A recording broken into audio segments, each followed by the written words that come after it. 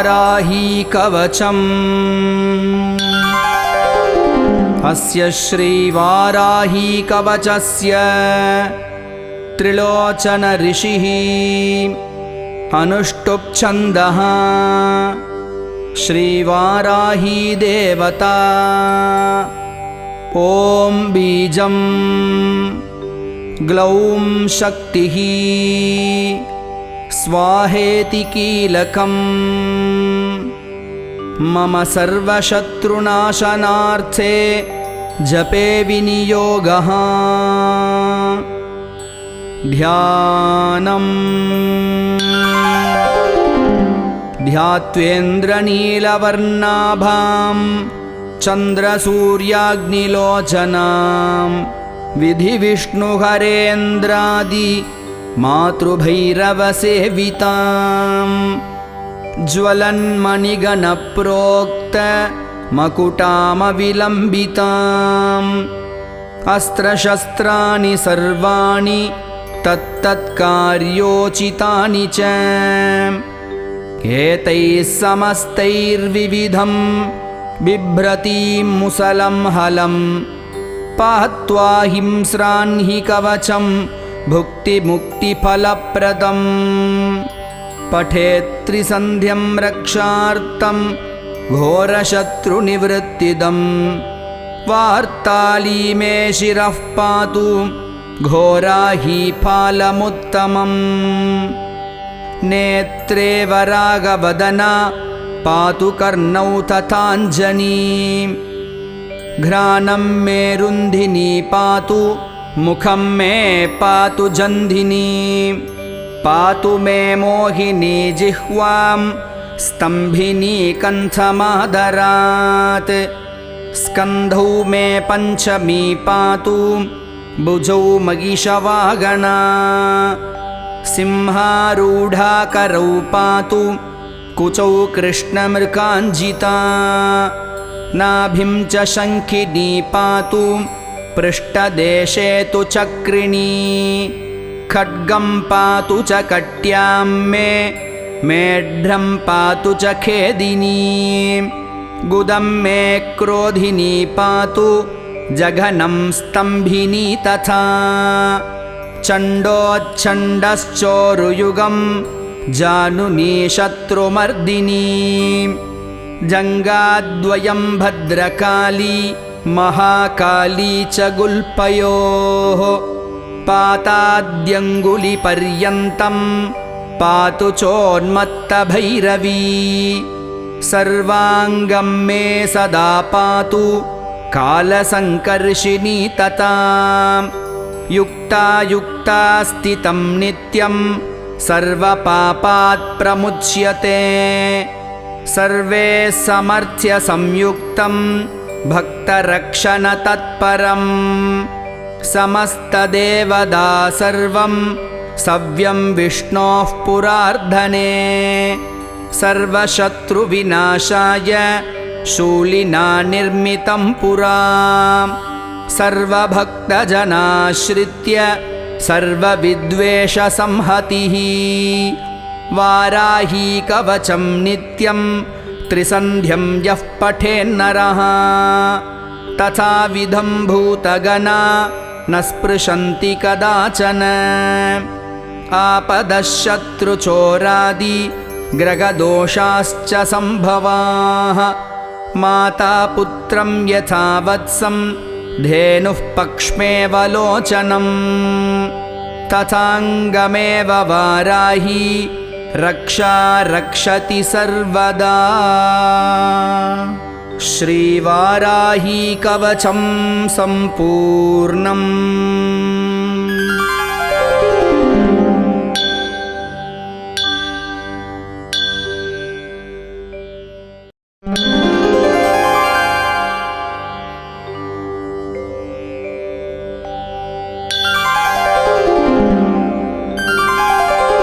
श्रीवाराही ध्यानम्।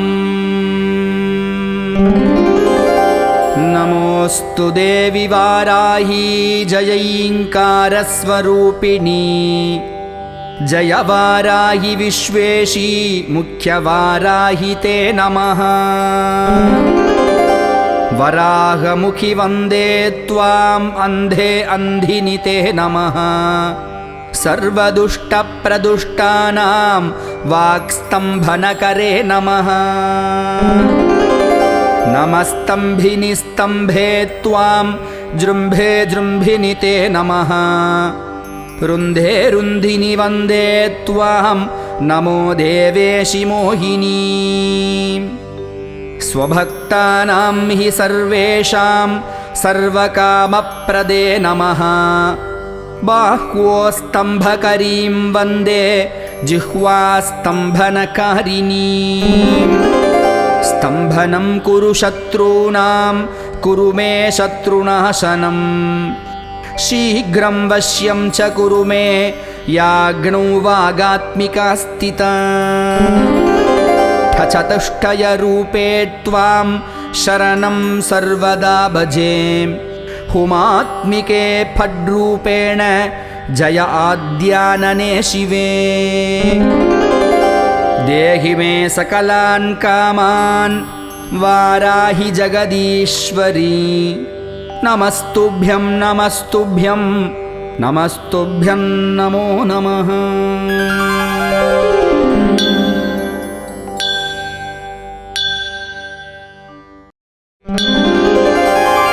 श्रीवाराही देवी स्तवम्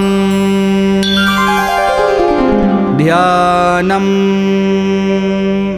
ऐङ्कारद्वयमध्य संस्थितलसद्भूबीजवर्णात्मिकाम् दुष्टारादिजनाक्षिवक्त्रकलसत्सम्भिनीं जृम्भिनीम्। लोकान्मोगयन्तीं दृशा च महासादंष्ट्रकरालाकृतिम्। वार्तालिं प्रणतोऽस्मि सन्ततमहं घोनिं रथोपस्थिताम्। श्रीगिरिरथमध्यस्थां पौत्रिमुखीं चिद्धनैकसद्रूपां। हलमुसलायुधहस्तां नौमि श्रीदण्डनायिकामम्बाम्। वाग्भवभूवागीशी बीजत्रयठार्णवैश्च संयुक्तां। कवचास्त्रानलजाय यतरूपां नौमि शुद्धवाराहीम्। स्वप्नफलबोधयित्रीं स्वप्नेशीं सर्वदुःखविनिहन्त्रीं। नतजनशुभकारिणीं श्रीगिरिवतनां नौमि सच्चिदानन्दाम्। पञ्चदशवर्णविहितां पञ्चम्यम्बां सता कृपालम्बाम्। अञ्चितमणिमयभूषां चिन्तितफलदां नमामि वाराहीम्। विघ्नापन्निर्मूलन विद्येशीं सर्वदुःखविनिहन्त्रीं। सकलजगत्संस्तम्भनचतुरां श्रीस्तम्भिनीं कलये। दशवर्णरूपमनुवरविशदां तुरगाधिराजहंसरूढां। शुभदां दिव्यजगत्त्रयवासिनीं सुखदायिनीं सदा कलये। उद्धत्रीक्ष्मां जलनिधिमग्नां दंष्ट्राग्रलग्नभूगोलां। भक्तनदिमोदमानाम् उन्मत्ताकारभैरवीं वन्दे। सप्तदशाक्षररूपां सप्तोदधिपीठमध्यगां दिव्यां। भक्तार्तिनाशनिपुणां भवभयविध्वंसिनीं परां वन्दे। नीलतुरगाधिरूढां नीलाञ्चितवस्त्रभूषणोपेतां। नीलाभां सर्वतिरस्करिणीं सम्भावये महामायाम्। सलसङ्ख्यमन्त्ररूपां विलसद्भूषां विचित्रवस्त्राढ्यां सुललिततन्वीं नीलां कलये पशुवर्गमोहिनीं देवीं वैरिकृतसकलभीकर कृत्या विध्वंसिनीं करालास्यां शत्रुघ्नभीमरूपां ध्यायेत्त्वां श्रीकिरातवाराहीं चत्वारिंशद्वर्णकमनुरूपां सूर्यकोटिसङ्काशामि देवीं सिंहतुरङ्गां विविधायुतधारिणीं किटीं नौमि धूमाकारविकारां धूमानलसन्निभां सदा मत्तां परिपन्थियूथहन्त्रीं वन्दे नित्यं च धूम्रवाराहीं वर्णचतुर्विंशतिका मन्त्रेशीं समदमहिषपृष्ठस्ताम् उग्रां विनीलदेगां ध्याये किरिवक्त्रदेवतां नित्यां बिन्दुगणतात्मकोणां गजदलावृत्तत्रयात्मिकां दिव्यां सदनत्रयसंशोभित चक्रस्तां नौमि सिद्धवाराहीं वाराही स्तोत्रमेतत् यः पठेद्भक्तिसंयुतः स वै प्राप्नोति सततं सर्वसौख्यास्पदं पदम् इति श्रीवाराहीस्तवं सम्पूर्णम्।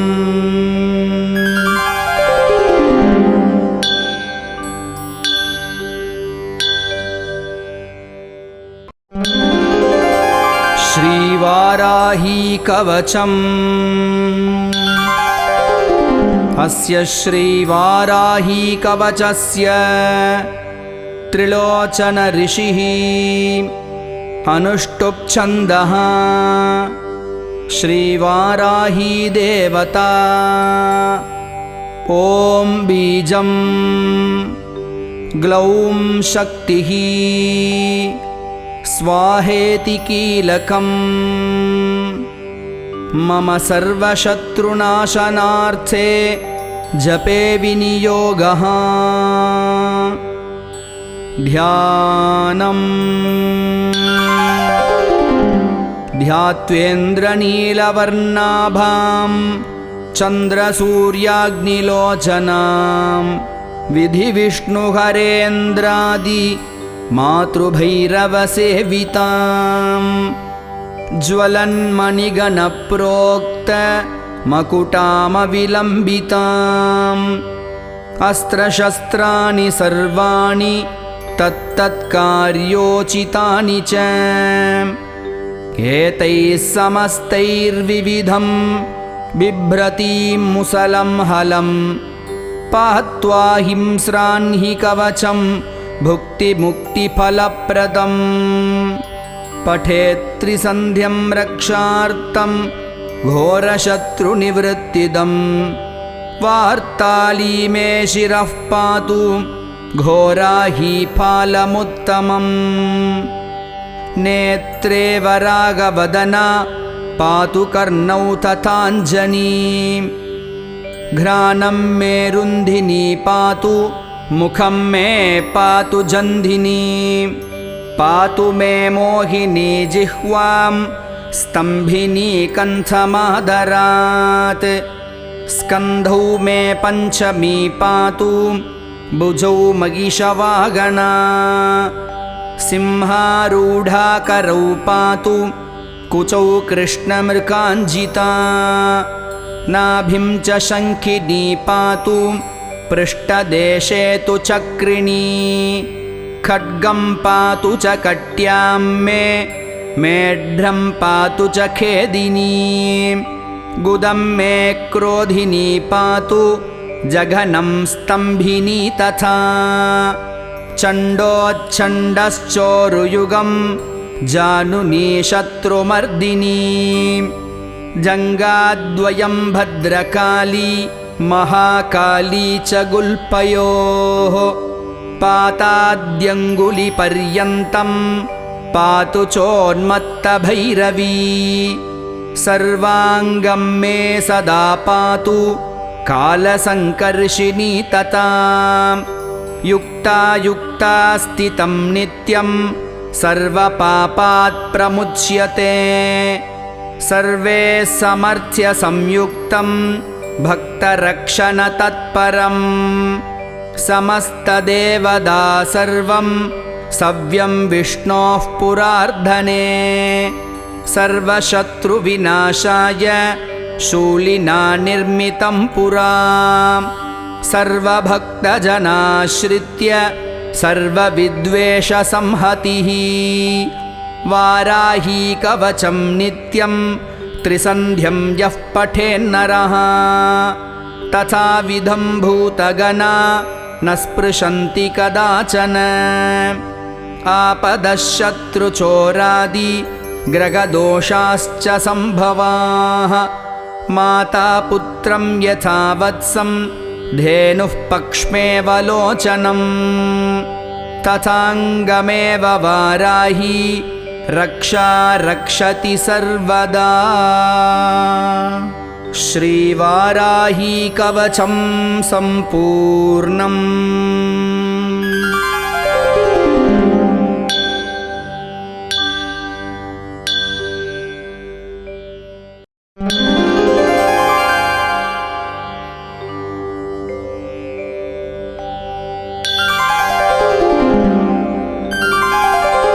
श्रीवाराही ध्यानम्। नमोऽस्तु देवि वाराही जयैङ्कारस्वरूपिणी जय वाराही विश्वेशी मुख्यवाराही ते नमः। वराहमुखि वन्दे त्वाम् अन्धे अन्धिनि ते नमः। सर्वदुष्टप्रदुष्टानां वाक्स्तम्भनकरे नमः। नमस्तम्भिनि स्तम्भे त्वां जृम्भे जृम्भिनि ते नमः। रुन्धे रुन्धिनि वन्दे त्वां नमो देवेशि मोहिनी। स्वभक्तानां हि सर्वेषां सर्वकामप्रदे नमः। बाह्वोस्तम्भकरीं वन्दे जिह्वास्तम्भनकारिणी। स्तम्भनं कुरु शत्रूणां कुरु मे शत्रुनाशनं। शीघ्रं वश्यं च कुरु मे याज्ञौ वागात्मिका स्थिता। चतुष्टयरूपे त्वां शरणं सर्वदा भजे। हुमात्मिके फड्रूपेण जय आद्यानने शिवे। देहि मे सकलान् कामान् वाराहि जगदीश्वरी। नमस्तुभ्यं नमस्तुभ्यं नमस्तुभ्यं नमो नमः।